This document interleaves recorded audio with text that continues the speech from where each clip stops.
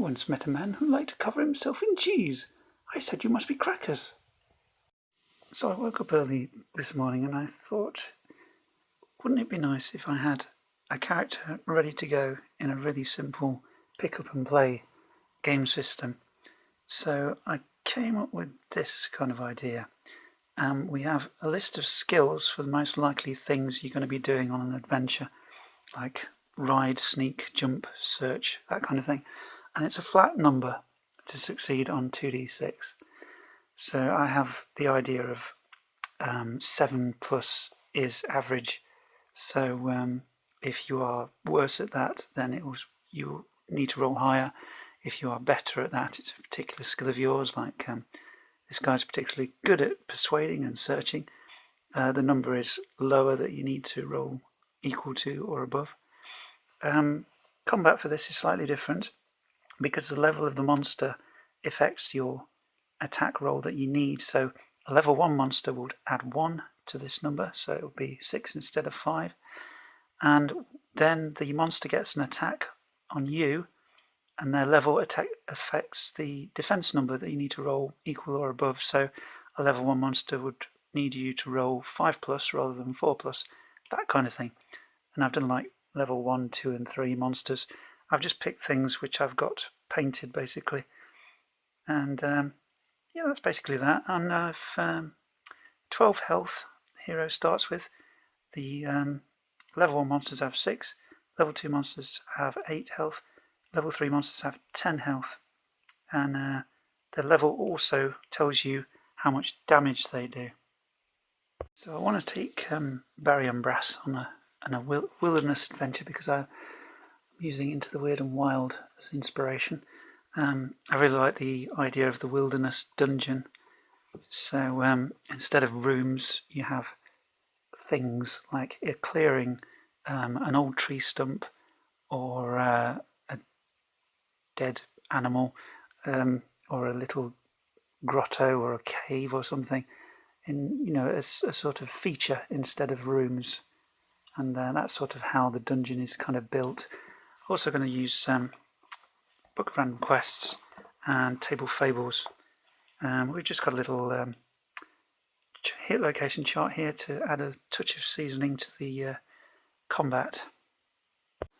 Well, I've tried rolling on several charts I've tried looking through the quests and looking through those quests in Table Fables, and I can't come up with anything I'm happy with, so I'll just go with the story cubes and see what we get.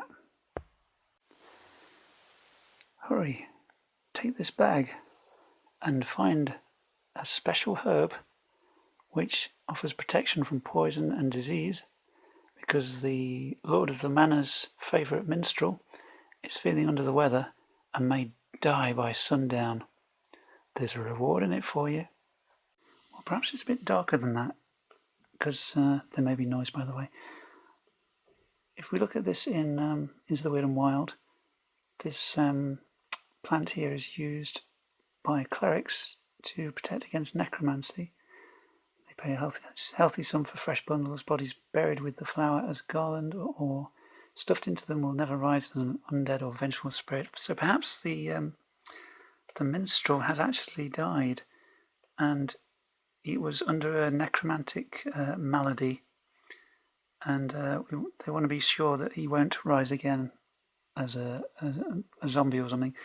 So our hero has to go to the river in the middle of the forest where this stuff grows and collect a bag full of it so the clerics can perform this rite. Well, I have an average die, and I'm going to use it. So how far into the forest is this river? 3. I'm going to have to go through 3 locations in order to reach the river. And I can represent that with these wooden D&D type coins. So I'm going to roll on 100 weird locations to see what we find first. That's 43. Idol of Bones. It looks like a tree at first, a tall, pale fractal thing made of jagged points and ragged velvet.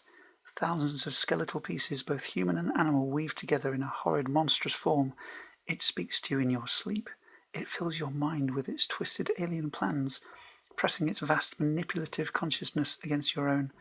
Only when you speak its name does it show you its true self, and then madness grips you. I'm going to do a reflex check, which is 5+. That is a 5. So this mound of bones suddenly assembles itself, and we are able to jump back out of reach of a free hit.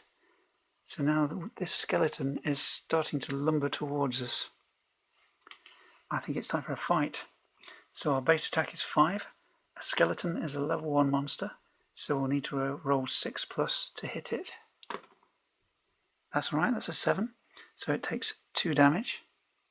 Now the skeleton retaliates. We have to roll a 5+ to defend. Oops, that is a 4. We take 1 damage. We attack again. That is, roll for a hit location. See where we're aiming for. We're aiming for its rib cage, I guess. So a 6+ to hit the skeleton. We manage that. We do it 2 damage. It is down to 2 hit points. And we defend with a 5+. That's right. Now, hopefully the final round we'll be able to finish it off. 6+. Oops. Let's try that again. 6+. That's alright. We hit, and we do still have to defend its attack, and that's alright. So the skeleton is defeated. Now we're going to search through this larger pile of bones by doing a search check, which is 5+. That's alright.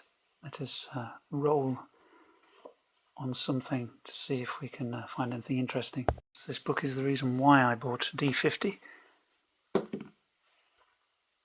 That's a 34. A backpack made from patchwork cloth and bits of leather. Okay. Nothing valuable particularly, but we'll take it with us. Actually, we will check. We will ask the oracle, the dice oracle, is there anything interesting in it? This is our challenge die, our negative stuff, and these dice are our positive stuff. No, there's nothing in the backpack. That's very negative indeed. We make our way further into the woods and come across something else. 86. Spike throne, a great throne of dry thorns and brambles, sits within a shaded fen of flies and cattails. Who knows who constructed it, and to what purpose, as its thorns are quite sharp and as hard as nails. It's developing a theme of the location suggesting monsters that I want to use, and I happen to have a sort of tree guy here, so he could rear up out of the throne and we could have another fight. Okay, a tree thing is a level 2 monster, so to hit him I need a 7+, and to defend I need a 6+. So let the row begin. That's a 7, bang on, 2 damage, and we'll do our defense, which is 6+, and we defend. He's down to 6 health. We attack again, needing a 7+. We miss. We need 6+ to defend. We just get a 6. We attack again, swinging for his right leg. We need a 7+. We hit. That's 2 more damage for him. We try to defend. 6+. We manage it. We swing for his right arm. We hit. That's 2 more damage. And we must defend his attack as he swings his arm towards our right leg. 6+. We manage it. Swing our sword again. That's terrible. We missed badly. And he swings for us. We defend successfully. 7, that's enough, just enough. So we managed to just finish him off. Now let's see what we can find this time as we search the throne and the remains of this wood creature.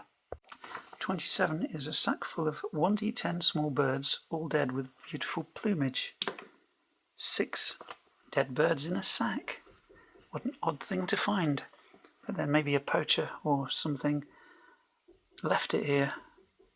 Perhaps they ran off at the sight of this strange throne, or were menaced by the monster and just dropped it and ran. So before we reach the river, where we can find this plant, hopefully, we have one final location to get through, which is 78. Flowering cherry trees, maples and magnolias paint the world with colour. Wildflowers cover the ground and animals skitter about in the tall grass. In the midst of it all sits a great mound of earth, knotted with roots, and a single ancient cherry tree perched upon its summit. It remains unflowered, and at its base is a small earthen opening that burrows deep into the centre of this loamy mound. The legend says that if you carry a body deep into the tunnels under the tree and bury it there in the dark with a garland of wild flowers, the body will come back to life during the next full moon. But there is a price for the ones who arise, are stripped of their memory and life, and will see their loved ones as strangers, which is oddly connected to our quest, really. I'm going to do a perception check because I've just given Baryon Brass here a perception skill. So his search is 5+, so I'll call his perception 5+ as well. Do we? Oh gosh, no, we don't. We don't see anything interesting in the earthen opening, but is there anything menacing that might come out of there? No, the positive dice are quite high, and the negative die is a big fat 1, so nothing crawls out of there, which is a shame because I quite fancied having another fight. But maybe as we head finally towards the river, perhaps there's a monster there. Let's have a look. Wow, yes there is. Okay, I'm going to roll for a level 3 monster. I don't know where it might be that's guarding the river somehow. It's a dark knight. None shall pass. Okay. Well, he is a monster technically. He's a level 3, but can we persuade him that, can we explain to him that basically the Lord of the Manors, the Lord of the Area's favourite minstrel, has sadly passed away, but he was under a necromantic curse, and I need to collect these special herbs in order to have the cleric lay him to a peaceful rest. Can we persuade, with our persuasion of 5+, his level of 3, 5, 6, 7, 8, I am going to modify that because we're working against a monster. So 5, 6, 7, 8, we need 8+. Whoa, we actually managed to convince the Dark Knight to allow us to collect the flowers and put them in our sack. So Baryon Brass is able to make his way back and deliver these special flowers to the cleric, who will ensure that the Lord's favourite minstrel will rest in peace. So this is just a simple little way of throwing a quick adventure together when the rules don't really matter much. I mean, you can always tweak these things, make them more difficult or more hard depending on what kind of character you want to play. This guy's he's a bit sneaky, he's a bit stealthy, but he is wearing chainmail armour, so his his sneak skill is, although he's naturally sneaky, so I brought it down from 7 to 5. Because he's wearing chainmail armour, I put it back up to 7. So I was just trying to be vaguely fair, and yeah, maybe 12 health is a lot, I don't know. It depends how many fights he has, I guess. Maybe he should start with less health, I'm not sure. But and all the monsters are basically, at each level, they're basically the same.